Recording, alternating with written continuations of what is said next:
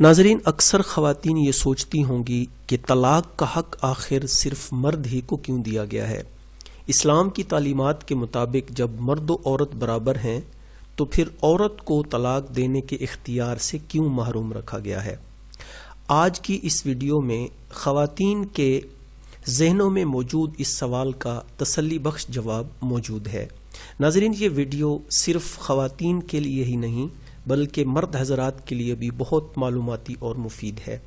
Video کا دورانیہ اگرچہ زیادہ ہے مگر آپ سے پوری توجہ اور یکسوئی کے ساتھ دیکھنے کی ریکویسٹ ہے۔ یقیناً آپ کو بہت فائدہ ہوگا۔ تو چلیے ناظرین، مزید وقت ضائع کیے آج کی اس انفارمیٹیو اور دلچسپ ویڈیو کا آغاز کرتے ہیں۔ آپ دیکھ رہے ہیں لرننگ پوائنٹ یوٹیوب چینل اور میں ہوں آپ کا میزبان اشرف علی نسیم۔ زاہدہ ایک پڑھی لکھی اور باشعور خاتون تھی۔ اس نے اسلامیات میں ماسٹرز کر رکھا تھا۔ صوم و صلات کی تو وہ شروع ہی سے پابند تھی۔ اپنے فارغ وقت میں اسلامی لٹریچر کا باقاعدگی سے مطالعہ کرتی رہتی تھی۔ کچھ عرصہ سے اس کے ذہن میں ایک کنفیوژن تھی۔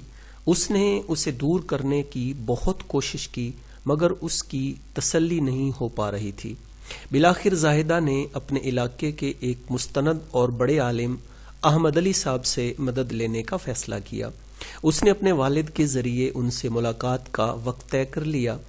احمد علی صاحب نے اسلامی اور شرعی تقاضوں کو پورا کرتے ہوئے زاہدہ کو باپردہ جگہ پر بٹھایا اور اسے اپنے سوالات پوچھنے کو کہا۔ چنانچہ زاہدہ نے احمد علی صاحب سے پوچھا، مولانا صاحب، سوال تو بہت سادہ سا ہے مگر پوچھتے ہوئے ڈر لگتا ہے کہ کہیں آپ کوئی فتویٰ ہی نہ لگا دیں۔ مولانا صاحب کہنے لگے، نہیں، ایسی بات نہیں، سوال پوچھنے پر کوئی بھی عالم فتویٰ نہیں لگاتا ہوتا۔ زاہدہ نے ان سے سوال کیا، اسلام مرد کو طلاق کا حق دیتا ہے، عورت کو کیوں نہیں دیتا؟ کیا عورت انسان نہیں؟ کیا اس کے حقوق نہیں؟ یہ کیا بات ہوئی کہ مرد تو جب جی چاہے عورت کو 2 حرف کہہ کر فارغ کر دے، عورت ساری زندگی اس کے ظلم کی چکی میں پستے رہنے کے باوجود بھی اپنی جان بخشی نہ کرا سکے؟ مولانا صاحب، کیا یہ ظلم نہیں؟ احمد علی صاحب کہنے لگے، تمہارے سوال کا جواب دینے سے پہلے میں تم سے ایک بات پوچھنا چاہتا ہوں۔ زاہدہ نے فوراً کہا، جی مولانا صاحب، پوچھئے۔ احمد علی صاحب کہنے لگے، فرض کیا تم ایک بس میں کہیں جانے کے لیے سوار ہوئی، کرایہ دے کر ٹکٹ لی اور اپنے متعلقہ سیٹ پر جا کر بیٹھ گئی۔ سفر شروع ہو گیا۔ مجھے یہ بتاؤ کہ کیا بس والا تمہیں منزل پر پہنچنے سے پہلے ہی راستے میں کسی جنگل یا کسی ویرانے میں اتارنے کا حق رکھتا ہے؟ زاہدہ نے کہا، بالکل بھی نہیں۔ مولانا صاحب نے پھر سوال کیا، اب یہ بتاؤ کہ اگر تم خود راستے میں کہیں اترنا چاہو تو تمہیں اس کا حق حاصل ہے یا نہیں؟ زاہدہ نے جواب دیا، جی بالکل، میں جہاں چاہوں اتر سکتی ہوں۔ مولانا صاحب نے اس سے اس کی وجہ پوچھی تو وہ کہنے لگی، وجہ یہ ہے مولانا صاحب کہ بس والا مجھ سے میری بتائی گئی منزل تک کا کرایہ لے چکا ہے، لہٰذا منزل سے پہلے کہیں نہیں اتار سکتا، اور میں جہاں چاہوں اتر سکتی ہوں، وہ مجھے نہیں روک سکتا، اس لیے کہ اس کا مطلب کرائے کے ساتھ تھا جو وہ مجھ سے لے چکا ہے۔ احمد علی صاحب نے ایک اور سوال پوچھا، ایک اور بات بتاؤ کہ ایک شخص کسی مزدور کے ساتھ 1 دن کے لیے کام کرنے کا معاہدہ کر کے اسے گھر لے آیا۔ اس نے کام شروع کیا، اینٹیں بگوئیں، سیمنٹ بنایا، دیوار شروع کی اور 8-10 اینٹیں لگا کر کام چھوڑ کر گھر کو چل دیا، تو اس مزدور کو کام پر لگانے والے شخص کا رد عمل کیا ہوگا؟ زاہدہ نے فوراً کہا، وہ شخص اس مزدور کو پکڑ لے گا، نہیں جانے دے گا۔ معاہدے کے مطابق مزدور اپنا کام پورا کرے گا تو اسے چھٹی ملے گی۔ مولانا صاحب کہنے لگے، اور اگر وہ شخص اس مزدور کو کام کے درمیان میں فارغ کرنا چاہے تو؟ زاہدہ نے جواب دیا، اس مزدور کی اجرت دینی ہوگی، اجرت دینے کے بعد وہ اسے کسی بھی وقت فارغ کر سکتا ہے۔ مولانا صاحب نے ایک اور سوال کیا، اگر وہ مزدور کہے کہ میں اجرت لینے کے باوجود نہیں جاتا؟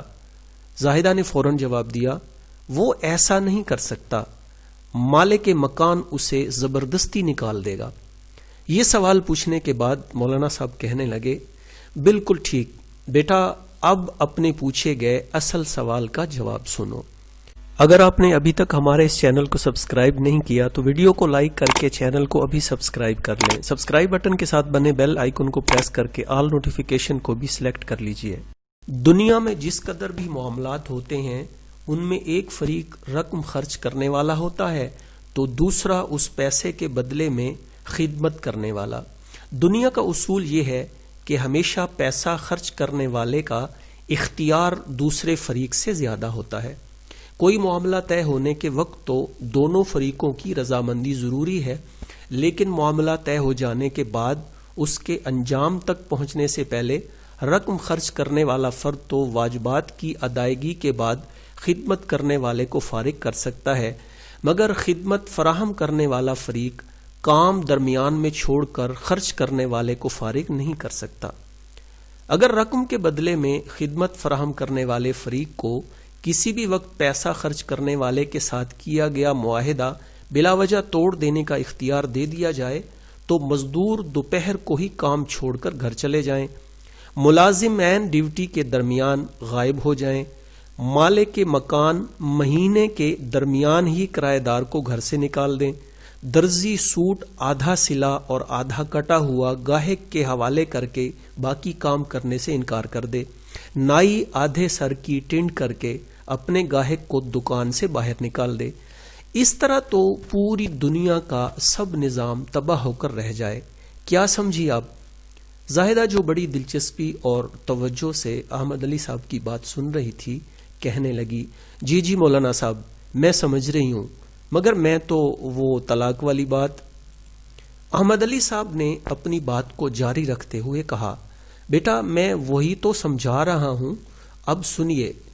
ایک مرد اور ایک عورت میں جب نکاح کا پاکیزہ محبت، پیار اور اعتماد والا رشتہ قائم ہوتا ہے تو یہ کوئی کاروباری یا جز وقتی معاملہ نہیں ہوتا، یہ دلوں کا سودا اور ساری زندگی کا سودا ہوتا ہے، مگر اس میں بھی اسلام ہمیں کچھ اصول اور ضوابط دیتا ہے۔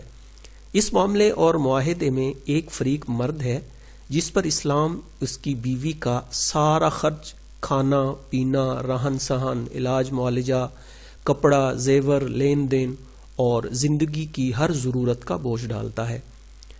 اب اس عورت کی ساری زندگی کی ہر ذمہ داری اس مرد پر ہے، مرد ہی اس کی حفاظت اور عزت کا ذمہ دار ہے، یہی اس کی ہر ضرورت کا جواب دہ ہے، یہاں تک کہ بیوی کے مرنے کے بعد اس کے کفن و دفن کا بندوبست بھی اسی مرد کو کرنا ہوتا ہے۔ مرد کے مرنے کی صورت میں اس مرد کی بہت سی وراثت بھی اسی عورت کو ملنی ہوتی ہے۔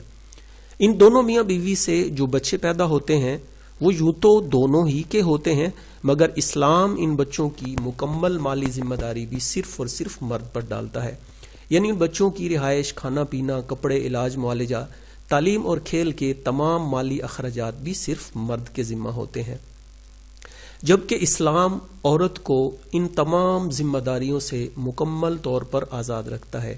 ان سب ذمہ داریوں کے اٹھانے سے پہلے ہی عقد نکاح کے وقت مرد نے حق مہر کے نام سے ایک مقررہ رقم بھی عورت کو ادا کرنی ہوتی ہے۔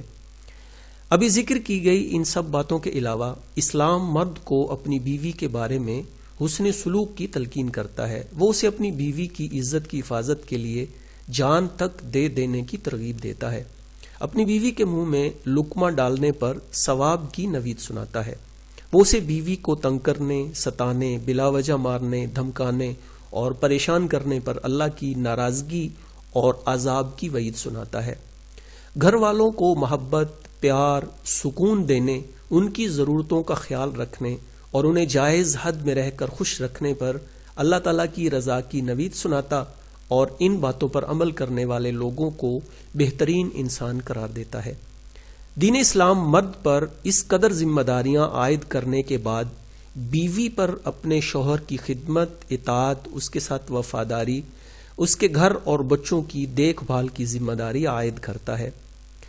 بیٹی، جب مرد اور عورت کے اس معاہدے میں عورت کی ساری زندگی کی ہر مالی ذمہ داری مرد پر ہے تو تم خود ہی بتاؤ کہ طلاق کا حق ان دونوں میں سے کس کے پاس ہونا چاہیے۔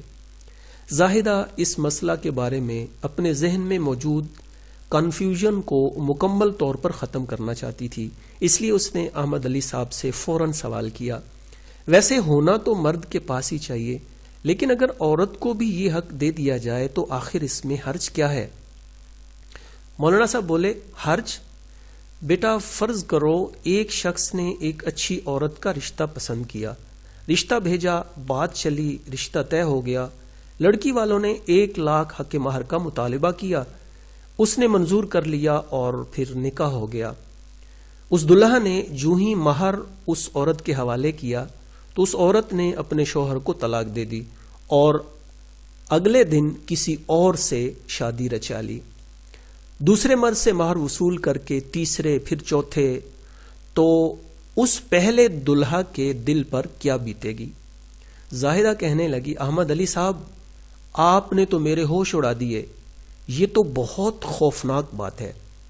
مولانا صاحب نے مزید کہا، صرف یہی نہیں بیٹا، اس سے آگے بھی سوچو ذرا، جو مرد کھلے دل سے بیوی پر اپنا مال، جان و دل سب کچھ لوٹاتا ہے، اس کے نخرے اٹھاتا ہے صرف اس لیے کہ وہ اسے ہمیشہ کے لیے اپنی سمجھتا ہے، اس کے دل میں اگر یہ خوف پیدا ہو جائے کہ یہ کسی بھی وقت اسے چھوڑ کر کسی دوسرے مرد کے ساتھ روانہ ہو سکتی ہے، تو وہ مرد اپنی بیوی کو گندم کا ایک دانہ بھی دیتے وقت 100 مرتبہ سوچے گا۔ اس طرح صرف اس مرد کی ہی نہیں بلکہ اس عورت کی زندگی بھی ہمیشہ کے لیے جہنم بن جائے گی۔ ناظرین، یہ ویڈیو آپ کو اچھی لگے تو پلیز اسے لائک کریں اور اپنے دوستوں اور جاننے والوں کو ضرور شیئر کریں۔ زاہدہ کے ذہن میں موجود ساری کنفیوژن دور ہو چکی تھی، اس لیے اب وہ خاموش ہو گئی۔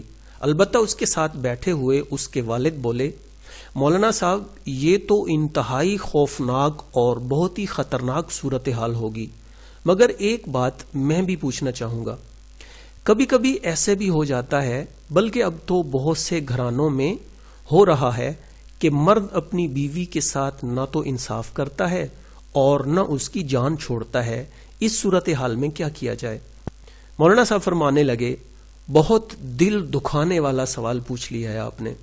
دیکھیں آصف صاحب، ان تمام مسائل کا حل اور مکمل حل اسلامی نظام ہے، وہی اسلامی نظام جس کی راہ میں روڑے اٹکانے کے لیے دشمن کی اعلی کار تنظیمیں، معاشرے کا روشن خیال طبقہ اور اسلامی نظام سے نالاں و ناواقف چند خواتین بھی حقوق نسواں، آزادی نسواں اور عورت مارچ کے نام پر 24 گھنٹے پھرتیاں دکھاتے پھر رہے ہیں۔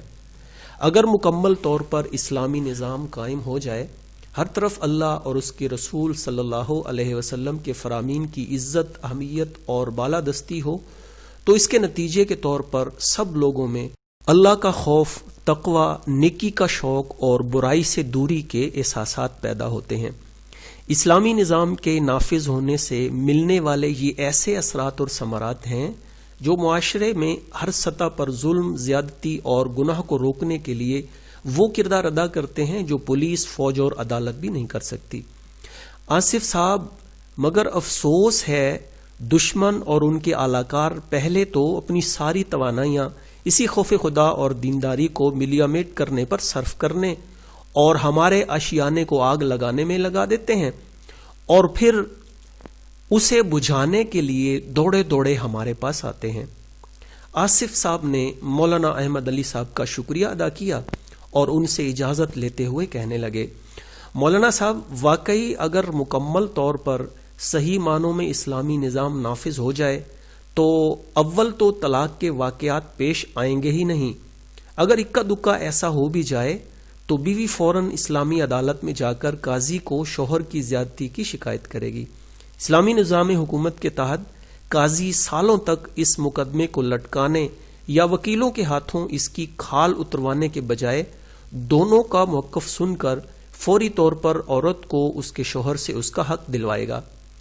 اگر شوہر کسی صورت میں اس کا حق نہیں دیتا یا دینے پر قادر ہی نہیں ہے تو اس سے عورت کو طلاق دینے کا مطالبہ کیا جائے گا۔ اگر وہ مرد طلاق بھی نہیں دیتا تو عدالت اسے جیل میں بند کر دے گی۔